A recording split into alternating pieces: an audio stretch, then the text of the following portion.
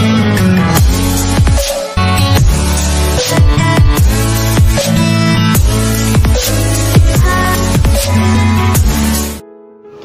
everyone, I'm Rupali Meshram. Welcome to my YouTube channel. Please subscribe my channel and press the bell icon for my latest updates. Good morning students. Today we are going to see Standard 6th History Chapter number 6 Janpads and Mahajanpads. In this, 3 points we are going to see. The first point is Janpads.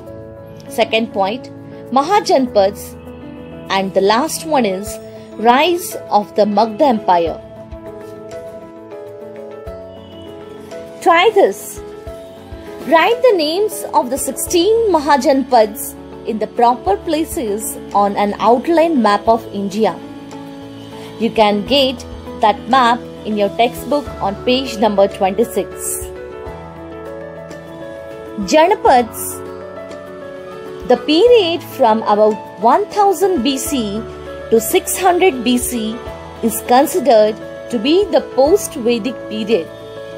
It is in this period that the Janapads came into existence. Janapads were the many small states that spread from today's Afghanistan, which is to the northwest of the Indian subcontinent, to Bengal and Odisha in the east and the Maharashtra in the south. The Janapad called Ashmak occupied a part of today's Maharashtra. The names of these Janapads came to be found in Sanskrit, Pali and Ardha-Magadhi literature. One can also find information about them in the writings of Greek historians. Some of the Janapads were monarchic, while others were republics. Some Janapads had a Ganaparishad of senior citizens. Members of the Ganaparishad came together for discussions and made decisions regarding administrative issues. The place where these discussions took place was known as the Santhagar. Gautam Buddha hailed from the Shakya Republic. Every Janapad had its own coinage. Mahajanpadas. In Mahajanpadas, there are 4 different Mahajanpadas. First one, Kosla. Second, Vatsa. Third, Avanti. Fourth, Magadha. First we will see about Kosla. The Kosla Mahajanpad was located in the foothills of the Himalayas in the region of Uttar Pradesh and Nepal. The famous cities of Kosla were Shravasti, Kushavati and Saket. Shravasti was the capital of Kosla. Gautam Buddha had lived in the famous Vihar Jetwan at Shravasti for a long time. The Kosla king Prasannajit was a contemporary of Buddha and Vardhaman Mahavir. Later, the state of Kosla merged with Magadha. The second Mahajanpadas is Vatsa. The Mahajanpada Vatsa was located in the region around Prayag, that is Allahabad in Uttar Pradesh. Kosam is the capital of Vatsa, was the ancient city of Kaushambi.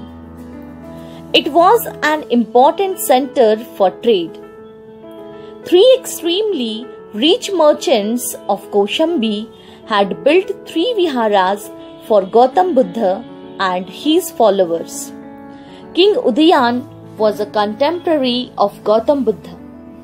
After King Udayan, the state of Vatsa could not maintain its independent existence for long. The king of Avanti, Mahajanpad, conquered the state. The third one is Avanti. The ancient kingdom of Avanti was located in the Malwa region of Madhya Pradesh. Ujjaini or Ujjain was its capital. The city was an important trade center. The king of Avanti, Pradyot, was a contemporary of Gautam Buddha and Vardhaman Mahavir. During the reign of King Nandivardhan, the state of Avanti was merged into the Magdha Empire. The fourth Mahajanpad is Magdha. The ancient Mahajanpad of Magdha was spread through the region of Gaya, Patna in Bihar and some regions in Bengal. The capital of the Magdha was Rajgriha or Rajgir. King Bimbisara's palace was built by the architect Mahagovind. Jiva, the famous physician, was at the court of Bimbisara. Bimbisar had become a follower of Gautam Buddha. Some Janpads gradually became stronger and expanded their geographical boundaries.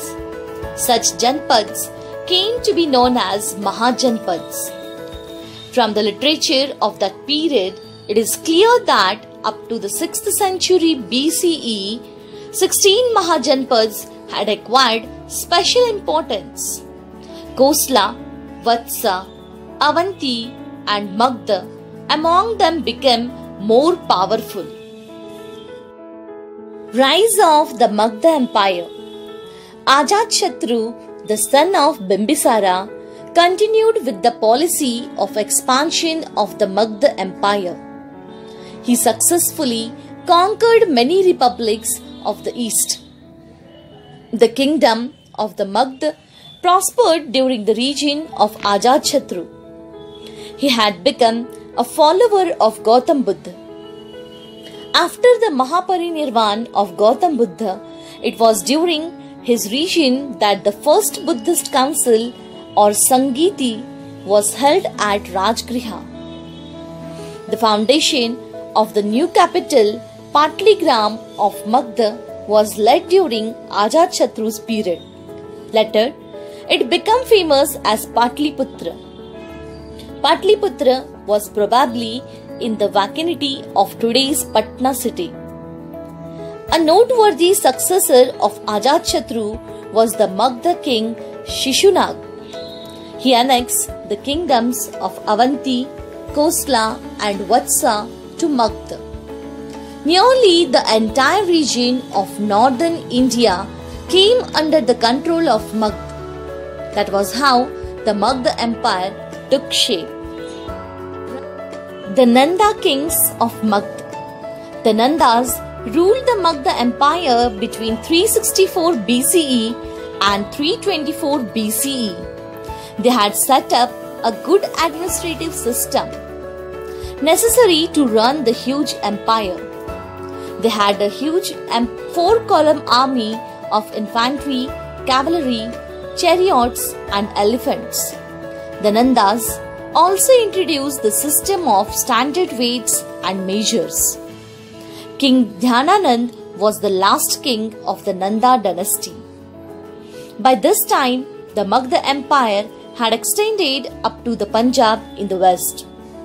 However, during Dhyananand's reign, the ambitious youth Chandragupta Maurya won Patliputra, ended the Nanda region and led the foundation of the Maurya Empire. In the next chapter, we will read about the foreign invasions on the western and northwestern frontier of India during the rise of Maurya Empire. Also, we will read about the Maurya empires in great detail. Do you know the ancient and modern names of the 16 Mahajanpads? Kashi, that is Banaras. Kosal, that is Lucknow. Mala, Gorakhpur. Vatsa, Allahabad. Cheddi, Kanpur. Kuru, Delhi. Panchal, Rohilkhand. Matsya, Jaipur. Shaurya Sen, Mathura. Ashmak, Aurangabad, Maharashtra, Avanti Ujjain, Anga Champa east Bihar, Magadh south Bihar, Vrijji north Bihar, Gandhara Peshawar, Kamboja near Gandhara.